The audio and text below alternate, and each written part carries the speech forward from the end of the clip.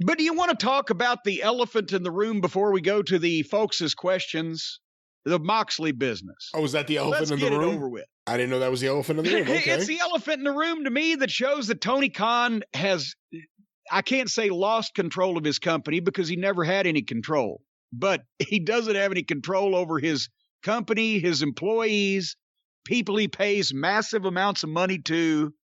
They're just, Tony, the next time we see a picture of Tony, he'll probably have cleat marks and shoe prints on his face from people walking all over it. Have you heard about the big announcement about Jon Moxley's first match back out of rehab?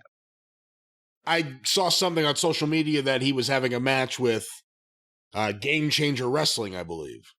Garbage Championship Wrestling. They try to call themselves something else, but it's Garbage Championship Wrestling. But the point is, again, Tony, you run and Make-A-Wish, you're nicer to these guys than they are the kids. Brian, correct me where I am wrong. Tony Khan hires Jon Moxley, gives him, I'm assuming, a fortune per year. I think he's probably crazy enough to be giving him $1 million. Makes him one of his only, he's only had 4 world champions, right? Moxley was one of them. Let him have his stupid garbage indie style deathmatch bullshit on real television. Even if they weren't supposed to be that kind of match, that's the only kind Moxley can have. So we've indulged him with the 500-yard walk into the ring from the parking lot, like his BO is so bad that nobody wants to dress with him. He's got to come in from the outside where he's got some air. We're going to indulge that. We're going to pay for his music. Wild Thing. We're going to pay for rights on that. We're going to put him over as the world champion. We're going to let him do these ridiculous indie-style matches on our television show incessantly, long after they get stale. And then when we've got something planned, obviously they're beginning a heel turn that they're just starting to tease, and he's going to be in this title picture, and they had the big pay-per-view coming up, and I can't remember what all the fucking plans were for him. And his book comes out. That's when he announces that he's going to rehab. And Tony Khan says, good, that's the most important thing. Get well, get healthy, as everybody does. And go on, and I bet you, I'm not a betting man, but I believe a safe bet would be that since Jon Moxley has last wrestled in AEW, he's gotten a check regularly. Whatever interval he normally gets him, he's probably still got it. And they're probably still very sizable. And then, just 3 or 4 days ago, the announcement is made that Jon Moxley, a returning hero, apparently he's completed his rehab and he will be coming back to the ring. Not for the people who paid him all this money, who gave him these titles, who put him on television, who let him have a fucking spider web made of barbed wire that he could take a bump off a light tower on, who publicly supported his efforts to go to rehab and get healthy. He's not coming back for them. Well, he will eventually, but it's more important that he goes to Garbage Championship Wrestling and have an indie match, which is where his heart is, and his mind is, and his talent is, in a building that Ring of Honor used to sell out 4 times a year, instead of on national cable television, or being saved back for what I understand is the next pay-per-view that old Tony is going to run and foot the bill on. It's coming up in about 6 weeks. That something could have been done there. Or he could have made a surprise appearance on the free television program that Tony airs on TNT or TBS, depending on which night it is. Probably want the TBS one now for the most viewers on Wednesday night. Everybody thinks Moxley's in rehab. Nobody's heard a word or a peep from Moxley. Hadn't said boo to a goose. Moxley shows up and takes a goddamn fishing rod wrapped in barbed wire and shoves it up Adam Page's ass. Shit, he's back, and boy, he's pissed. No, now we know he's out of rehab. He's advertising, going to show up because the last thing he wants to do is let his friends down in these garbage shows that he plays on while somebody else pays him hundreds of thousands of dollars, potentially a month. Fucking do what, I don't know. So now if he does show up, they're going to be what? Every AEW fan now, every time they go to a show, they're going to be looking around the corner. Moxley probably here. And he'll probably show up fairly quick. But they could have made an impact. Or just the idea that Tony Khan could have had the opportunity for his company to say, Jon Moxley has emerged from rehab and will be joining us again on such and such date in such and such place. Get your tickets now. But no, it's more important. This is why this guy flunked out of the WWF. It's more important for him to have his fucking garbage matches with bank-addicted drug robbers, which they even humored him on that too. And Tony Khan put the fucking goof gauge on his television show to humor this fucking guy. And then Tony has more fucking Moxley splooge on his face than Renee has ever dreamed of. Oh, come on. Let's keep it professional here. Then he just spit in his eye. For fuck's sake, how do you do that? You mean to tell me that in any other situation in the history of this business that Jon Moxley would have not been on the phone with Tony Khan going, okay, I'm out or I'm getting out on such and such date, and how can we arrange my return? And the first thing that Tony Khan or any other promoter would have said would be, well, how about on one of my shows? Not somebody else's that you're just doing for fun because you like that bullshit. You have a professional responsibility to me for me to get any goddamn benefit out of your return that might be had. And what is the benefit now, Brian? Where would Jon Moxley land right now? Because that's another thing. You want to know why all the guys in the old days worked through injuries and never asked for time off and didn't want any fucking break or any vacation? Because somebody comes along and does it better and they realize, well, they don't really need you. Are you telling me that Jon Moxley, when he returns to AEW, heel, babyface, man, woman, child, animal, vegetable, or mineral, is going to be more important than Bryan Danielson?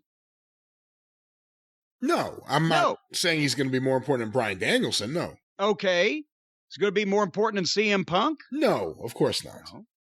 Okay, well, now there's another world champion. Is he going to be more important than Hangman Adam Page or featured better? Can you feature somebody else better than your world champion? I think he's bigger than Adam Page. I think in terms of star power with the AEW audience and even an audience outside of AEW, he's the third guy maybe after Danielson and Punk. Well, yeah, but here's the thing. Tony doesn't book based on who's over or who's talented. He books based on who he likes, and he tries to take care of his champions. So as far as the championship, as far as now you've got to have Page, at least, whether it's in the fans' eyes or not, Page is presented over Moxley, Punk's over Moxley, Danielson's over Moxley. I submit to you MJF is more important than Moxley because now MJF is finally getting his chance, and he's not only a worker, a pro wrestler, not a stunt show guy, but he can fucking talk, and he's new. We've seen Moxley shit. Moxley does the deranged interviews and sniffs a lot, and fucking his eyes roll back in his head. And he talks about ripping people's arms out, and then he never rips anybody's arm out, and he has the same goofy indie match. MJF is new, MJF is valuable, and MJF will be the subject of a bidding war if everybody knows what they're doing in 2 years. So therefore, Page, Danielson, Punk, MJF, we've already got to number fucking 5. And now we haven't even talked about Sting or Darby. We haven't even talked about the EVPs. You think, Olivier, we can't have this vacation permanently. All apologies to Aerosmith. No permanent vacation. So he's going to come back. Where's Olivier going to be? Wherever he wants to be. Exactly.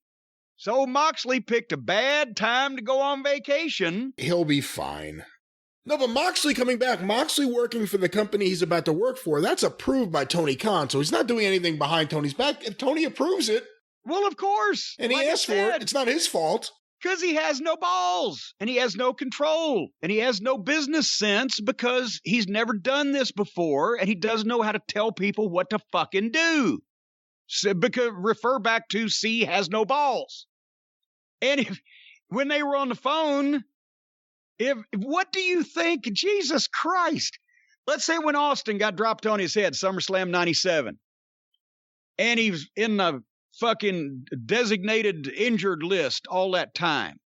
And I can't even remember, truthfully, because we did this a number of times, but specifically what he did to show up back on Raw after he was at that point with the injury.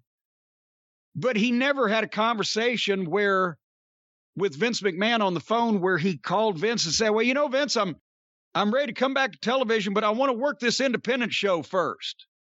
Yeah, they got a big thing right down here in Boerne, Texas, right next to San Antonio, and I'd love to, you know, they're going to give Bruiser Brody a plaque, and I'm going to go walk out and accept it and stunner somebody, but then I'll be back to Raw. For any good intention or charitable feeling on his part or wanting to help out a local promoter or whatever, what do you think Vince McMahon would have said to Steve Austin? Are you out of your fucking mind? Why do you think, again, this is why everybody's given their notice for the WWE, not only because they're treated like piss ants and field hands and pieces of shit, but because they see another company where it's like fucking recess all day long at school, and the teacher turns their back on everything. You're going from one extreme to another. You're going from a place where you're, like I said, you're treated like a goddamn complete piece of shit to a place where you can get paid limitless amounts of money, never be fired for anything, and allowed to do whatever you want.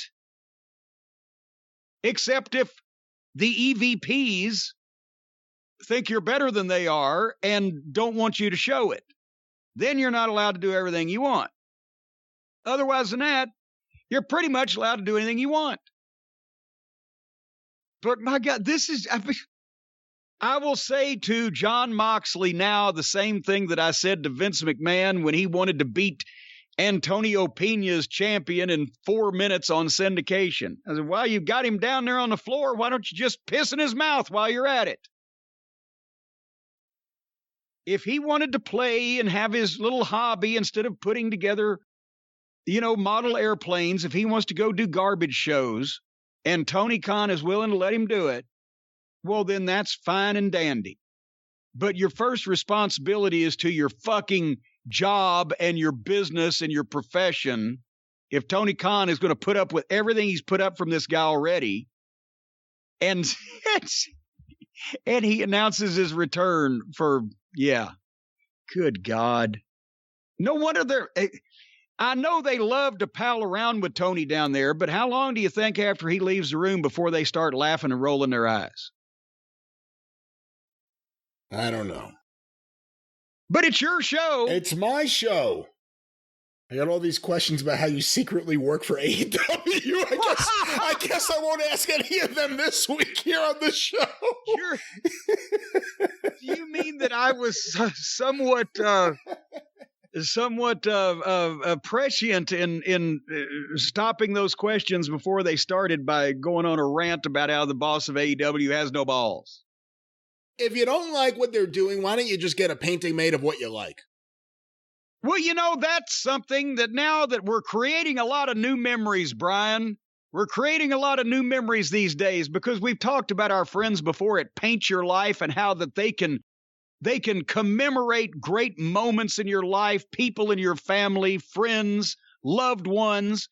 Well, now they're also talking about the way that they can take modern memories and turn them into art. A lot of times people, they're on vacation. It's a family visit. You're visiting friends and loved ones. Everybody's got the phone these days, the smartphone. They snap a picture. But a picture on a phone, it doesn't look as grand and as memorable and as glorious and as hotsy-totsy and ritzy. It's just like you're farting through silk if you had a painting of such a thing as that. So now you can hold on to your new memories, turn them into art that lasts forever, courtesy of our friends at paintyourlife.com. Whether you're out traveling, taking a vacation, who the fuck is on a vacation now in this goddamn miserable winter fucking iceberg weather? But if you're an Eskimo and you're building an igloo currently and you want a painting of that, but what I would do is I would try to go for recent happier times and better weather.